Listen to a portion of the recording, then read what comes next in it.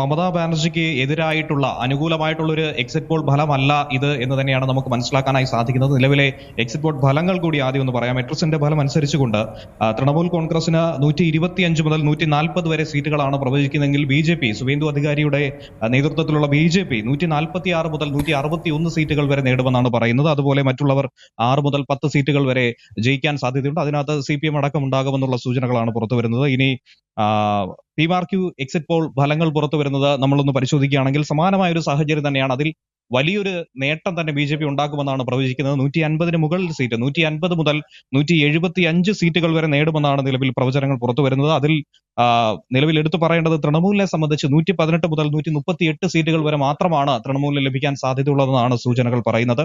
കോൺഗ്രസിനെ സംബന്ധിച്ച് നാമമാത്രമായ സീറ്റുകൾ, അതായത് ഒറ്റ സംഖ്യയിലേക്ക് 2 മുതൽ 6 സീറ്റുകൾ വരെ എന്ന രീതിയിൽ ഏറെ പരുങ്ങുന്ന ഒരു സാഹചര്യത്തിലേക്ക് തന്നെയാണ് എത്തിയിരിക്കുന്നത്. ഇനി പ്രത്യേകമായി ചാണക്യയുടെ ഒരു എക്സിറ്റ് പോൾ ഫലം നമ്മൾ പരിശോധിക്കുമ്പോൾ മനസ്സിലാക്കാൻ സാധിക്കുന്നത് BJPയെ സംബന്ധിച്ച് 150 മുതൽ 160 വരെ സീറ്റുകൾ അവർ വളരെ എളുപ്പത്തിൽ ഒരു ക്ലീൻ സ്വീപ്പ് എന്ന രീതിയിൽ തന്നെയാണ് അവിടെ പ്രവചിക്കുന്നത്. BJPയെ സംബന്ധിച്ച് അസാധ്യമല്ല പശ്ചിമ ബംഗാൾ എന്നുള്ള സൂചനയാണ് നൽകുന്നത്. അക്കൂട്ടത്തിൽ തന്നെ BJPയെ സംബന്ധിച്ച് പറയുകയാണെങ്കിൽ ഇത്തവണ തിരഞ്ഞെടുപ്പ് പ്രചാരണ സമയത്തൊക്കെ തന്നെ പ്രധാനമന്ത്രി നരേന്ദ്രമോദിയുടെ സാന്നിധ്യം, ശക്തമായ രാഷ്ട്രീയ വാദപ്രതിവാദങ്ങൾ ഇതൊക്കെ തന്നെ ഈ തെരഞ്ഞെടുപ്പിനെ സ്വാധീനിച്ചിട്ടുണ്ട്. അതുപോലെ തന്നെ നമുക്കറിയാം രണ്ടാം ഘട്ടം ഇന്ന് വൈകുന്നേരമാണ് പൂർത്തിയാക്കിയിട്ടുള്ളത്. പശ്ചിമ ബംഗാളിന്റെ ചരിത്രത്തിൽ തന്നെ റെക്കോർഡ് പോളിംഗ് നിരക്ക് രേഖപ്പെടുത്തിയ 5 മണിയോടുകൂടി തന്നെ 90% പോളിംഗ് രേഖപ്പെടുത്തിയ ഒരു സമയം, ഉച്ച 1 മണിയോടുകൂടി 60% മുകളിലേക്ക് പോളിംഗ് രേഖപ്പെടുത്തിയ സമയം, SIR ശേഷമുള്ള ആദ്യത്തെ തിരഞ്ഞെടുപ്പ്, ഇതൊക്കെ തന്നെ അനുകൂല ഘടകമായി ഇത്തവണ BJPക്ക് മാറിയിട്ടുണ്ട്, അവിടുത്തെ തിരഞ്ഞെടുപ്പിൽ മാറിയിട്ടുണ്ട് എന്നുള്ളൊരു വിശ്വാസം കൂടി BJPയെ തുണയ്ക്കുന്നുണ്ട്. ഇനി ചാണക്യയുടെ സൂചനകളിൽ പറയുന്നത് BJPക്ക് 150 മുതൽ 160 വരെ സീറ്റുകളാണെങ്കിൽ തൃണമൂലിനെ സംബന്ധിച്ച് പറയുന്നത് 130 മുതൽ 140 വരെ സീറ്റുകളാകാനാണ് സാധ്യത. ഒരു ടൈറ്റ് ഫൈറ്റ് അത് ചാണക്യയുടെ പ്രവചനത്തിൽ മാത്രമാണ് നമുക്ക് പറയാനായി സാധിക്കുന്നത്. ഇനി മറുഭാഗത്ത് നീത ചോദിച്ചതുപോലെ തന്നെ തമിഴ്നാട്ടിലേക്ക് പോകുമ്പോൾ ഏറെ ആകാംക്ഷയോടുകൂടി നോക്കിക്കാണുന്ന ഒരു തിരഞ്ഞെടുപ്പ് കൂടിയാണ് തമിഴ്നാട്. കാരണം നമുക്കറിയാം എല്ലാവരുടെയും പ്രിയങ്കരനായിട്ടുള്ള നടൻ വിജയ് കൂടി മത്സരിക്കുന്ന, വിജയ്യുടെ നേതൃത്വത്തിൽ പുതിയൊരു രാഷ്ട്രീയ പാർട്ടി തമിഴക വെട്രിക്കഴകം മത്സരിക്കുന്ന ഒരു തിരഞ്ഞെടുപ്പാണ്. വിജയ് എത്ര സീറ്റ് നേടും, വിജയ്ക്ക് സീറ്റ് നേടാനാകുമോ എന്നുള്ള ചോദ്യങ്ങളൊക്കെ തന്നെ നിൽക്കുന്നുണ്ട്. അവിടെ ഒരു നിർണായക ഘടകമായി വിജയ് മാറുമെന്ന കാര്യത്തിൽ സംശയമില്ല എന്നാണ് ഇപ്പോൾ പുറത്തു വന്നിരിക്കുന്ന എക്സിറ്റ് പോൾ ഫലങ്ങളിലൂടെ നമുക്ക് മനസ്സിലാക്കാനായി സാധിക്കുന്നത്. തമിഴ്നാടിനെ കുറിച്ച് പറയുകയാണെങ്കിൽ DMK അത് വീണ്ടും തിരിച്ച് ഒരു തുടർഭരണം എന്ന രീതിയിൽ തന്നെയാണ്. സ്റ്റാലിന് വലിയൊരു നേട്ടം തന്നെ ഇത്തവണ ഉണ്ടാകുമെന്നുള്ള ഒരു പ്രഡിക്ഷൻ കൂടിയാണ് പുറത്തു വന്നിരിക്കുന്നത്. സ്റ്റാലിനെ പുറത്താക്കാനായി ജനങ്ങൾ ആഗ്രഹിക്കുന്നില്ല എന്നുള്ള സൂചന തന്നെയാണ് ഈ എക്സിറ്റ് പോൾ ഫലങ്ങളിലൂടെ മനസ്സിലാക്കാൻ കഴിയുന്നത്.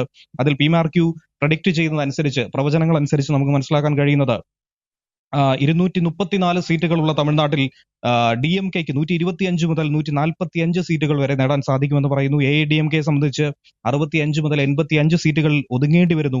ഇനി TVK സംബന്ധിച്ച് പറയുകയാണെങ്കിൽ 16 മുതൽ 26 സീറ്റുകൾ വരെ, ഒരുവിധം പ്രവചനങ്ങളിലൊക്കെ തന്നെ 10 മുതൽ 20 സീറ്റുകൾ വരെയാണ് പറയുന്നത്.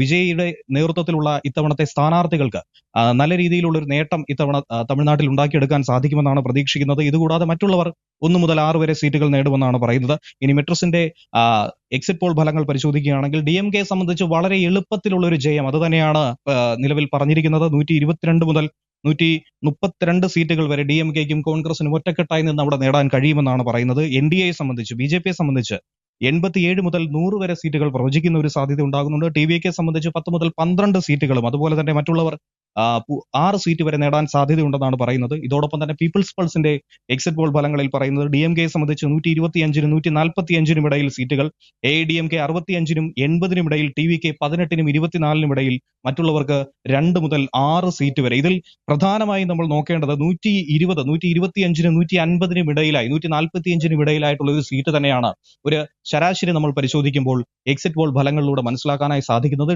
DMKക്ക് സുരക്ഷിതമായി തന്നെ അവിടെ വിജയിക്കാൻ ആവശ്യമായിട്ടുള്ള സീറ്റുകൾ ലഭിക്കുമെന്നും എന്നാൽ വലിയൊരു ഭൂരിപക്ഷത്തിലേക്ക് കടക്കാൻ കഴിയില്ല എന്ന് കൂടിയാണ് പറയുന്നത്. ആദ്യം പറഞ്ഞതുപോലെ തന്നെ നിർണായകമായിട്ടുള്ള ഒരു ഘടകം എന്ന് പറയുന്നത് വിജയെ സംബന്ധിച്ച് ആദ്യത്തെ തിരഞ്ഞെടുപ്പ് ഗോതയാണ്. അവിടെ നല്ല രീതിയിൽ ഒരു മുന്നേറ്റം ഉണ്ടാക്കാൻ ഇത്തവണ സാധിക്കും എന്നുള്ള ഒരു സൂചന കൂടിയാണ് തമിഴ്നാട് രാഷ്ട്രീയത്തെ സംബന്ധിച്ച് വരുന്നത്. അതോടൊപ്പം എടുത്തു പറയേണ്ട ഒരു വിഷയം, വിജയ് ആദ്യമായി നിർത്തിയെങ്കിലും ഇതിനു മുൻപ് നമ്മൾ പല താരങ്ങളെയും കണ്ടിട്ടുണ്ട്. ഏറ്റവും ഒടുവിൽ കമൽഹാസനെ വരെ കണ്ടിരുന്നു. എന്നിരുന്നാൽ പോലും അവർക്കൊന്നും പയറ്റി വിജയിക്കാൻ കഴിയാത്ത ഒരു തന്ത്രം, ഒരു ഫോർമുല അത് വിജയ്ക്ക് ഇത്തവണ മുന്നോട്ട് വയ്ക്കാൻ സാധിച്ചു. അത് വിജയം കണ്ടു എന്ന രീതിയിൽ തന്നെയാണ് ഈ എക്സിറ്റ് പോൾ ഫലങ്ങളിലൂടെ നമുക്ക് പറയാനായി സാധിക്കുന്നത്. ഇനി തമിഴ്നാടിനെ സംബന്ധിച്ച് നോക്കുകയാണെങ്കിൽ ഇത്തവണത്തെ തിരഞ്ഞെടുപ്പിൽ ഏകദേശം 85% പോളിംഗ് ആയിരുന്നു ഇത്തവണ ഉണ്ടായിരുന്നത്. അതും ഒരു ചരിത്രകാല റെക്കോർഡായിരുന്നു. പോണ്ടിച്ചേരിയെ സംബന്ധിച്ച് നോക്കുകയാണെങ്കിൽ 91.23%. അസമിനെ സംബന്ധിച്ചും അസമും അത്തരത്തിലായിരുന്നു. SIR ശേഷം ഉണ്ടായ ഈ ഒരു സാഹചര്യം മറ്റ് സംസ്ഥാനങ്ങളിലൊക്കെ തന്നെ ഉണ്ടായപ്പോൾ അസമിനെ സംബന്ധിച്ച് 85.91%, അതുപോലെ കേരളത്തിൽ 78.27%. നമുക്കറിയാവുന്നതാണ്.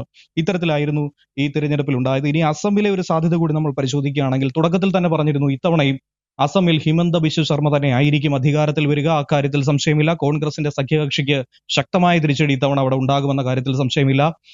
ഇനി മുന്നോട്ട് പോവുകയാണെങ്കിൽ നിലവിൽ പുറത്തു വന്നിരിക്കുന്ന റിപ്പോർട്ടുകൾ അനുസരിച്ചുകൊണ്ട് ആക്സിസ് മൈ ഇന്ത്യ പറഞ്ഞിരിക്കുന്നത് BJPയെ സംബന്ധിച്ച് 88-നും 100-നും ഇടയിൽ സീറ്റുകൾ ലഭ്യമാകും എന്നാണ് പറഞ്ഞിരിക്കുന്നത്. കോൺഗ്രസ് സഖ്യത്തിന് 24 മുതൽ 36 സീറ്റുകൾ വരെയാണ് പറയുന്നത്. JVCയുടെ പ്രവചനം അനുസരിച്ചുകൊണ്ട് 88 മുതൽ 101 സീറ്റുകൾ വരെയും അതുപോലെ തന്നെ BJPക്ക് ലഭിക്കുന്നത്. അതുപോലെ തന്നെ കോൺഗ്രസിനെ സംബന്ധിച്ച് പറയുകയാണെങ്കിൽ നിലവിൽ 23 മുതൽ 33 സീറ്റുകൾ വരെയും മറ്റുള്ളവർക്ക് AAUDFന് 1 മുതൽ 2 വരെ സീറ്റ് കിട്ടാനുള്ള സാധ്യതയാണ് നിലവിൽ പറഞ്ഞിരിക്കുന്നത്. JVCയുടെ പ്രവചനം അനുസരിച്ചുകൊണ്ട് നല്ല രീതിയിൽ തന്നെയാണ് നല്ലൊരു അഡ്വാൻറ്റേജ് തന്നെയാണ് BJPക്ക് ഇത്തവണ ലഭ്യമായിരിക്കുന്നത്. കഴിഞ്ഞ തവണ ഉണ്ടായിരുന്ന പ്രശ്നങ്ങളൊക്കെ തന്നെ പരിഹരിച്ച് മുന്നോട്ട് പോകാൻ സാധിക്കുമെന്ന പ്രതീക്ഷയുണ്ട്. അതുപോലെ നമ്മൾ തിരഞ്ഞെടുപ്പിന് തൊട്ട് തലേ ദിവസം കണ്ടതാണ് MLAമാരുടെയും MPമാരുടെയും കോൺഗ്രസിൽ നിന്നുള്ള പലായനം. അത്തരത്തിലുള്ള കാര്യങ്ങളൊക്കെ തന്നെ ഈ തിരഞ്ഞെടുപ്പിനെ വലിയ തോതിൽ സ്വാധീനിച്ചിട്ടുണ്ട് എന്നുള്ള കാര്യം കൂടിയാണ് ഈ എക്സിറ്റ് പോൾ ഫലങ്ങളിലൂടെ മനസ്സിലാക്കാൻ സാധിക്കുന്നത്. ജനവിധി ഇങ്ങനെ ആയിരിക്കാനുള്ള സാധ്യത വളരെ വലുത് തന്നെയാണെന്ന് പറയുന്നു. അതുപോലെ തന്നെ ഈ കഴിഞ്ഞ 10 വർഷത്തിനിടയിൽ അസമിൽ ഉണ്ടായിട്ടുള്ള വികസന പ്രവർത്തനങ്ങൾ ഇതൊക്കെ തന്നെ ജനങ്ങളെ സംബന്ധിച്ച് ഏറെ സ്വാധീനിച്ച ഘടകങ്ങളായിരുന്നു. തൊഴിലവസരങ്ങളൊക്കെ തന്നെ അവിടെ വർദ്ധിപ്പിക്കാനായി സാധിച്ചു. അതുപോലെ തന്നെ നഗരമേഖലകളിലും പ്രത്യേകിച്ച് എടുത്തു പറയുകയാണെങ്കിൽ ഏറ്റവും ഒടുവിലുണ്ടായ ബ്രഹ്മപുത്ര നദിക്ക് കുറുകെ ഉണ്ടായ പാലം പണി അത് തന്നെയാണ് ജനങ്ങളെ സംബന്ധിച്ച് 18 കിലോമീറ്ററിലധികം അവർ ഏറ്റവും പ്രധാനപ്പെട്ട പ്രശ്നമായി ഇത്തവണത്തെ തിരഞ്ഞെടുപ്പിൽ എടുത്തു കയറ്റിയ വിഷയം തന്നെയായിരുന്നു. ആ ഒരു പ്രശ്നം പരിഹരിക്കാനും കേവലം 5 മിനിറ്റ് കൊണ്ട് യാത്ര സാധ്യമാക്കാനും കഴിഞ്ഞിട്ടുള്ള അതൊക്കെ തന്നെ ജനങ്ങളെ സംബന്ധിച്ച് സാധാരണ ആളുകളെ സംബന്ധിച്ച് അവർക്ക് ഏറ്റവും പ്രയോജനകരമായിട്ടുള്ള വിഷയം തന്നെയായിരുന്നു.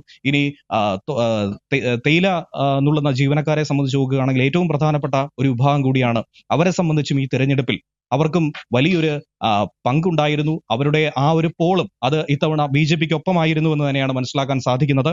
ഒപ്പം എതിർപക്ഷത്തുണ്ടായിരുന്ന കോൺഗ്രസിനെ മുന്നിട്ട് നിന്ന് മുന്നോട്ട് കൊണ്ടുപോയിരുന്ന ഗൗരവ് ഗൊഗോയെ സംബന്ധിച്ചാണെങ്കിൽ ഇത്തവണ ഫലപ്രദമായി BJPക്കെതിരെ ആയുധങ്ങളൊന്നും തന്നെ ഉപയോഗിക്കാൻ സാധിച്ചിട്ടില്ല എന്ന് വേണം ഈ എക്സിറ്റ് പോൾ ഫലങ്ങൾ പരിശോധിക്കുമ്പോൾ നമുക്ക് മനസ്സിലാക്കേണ്ടത്.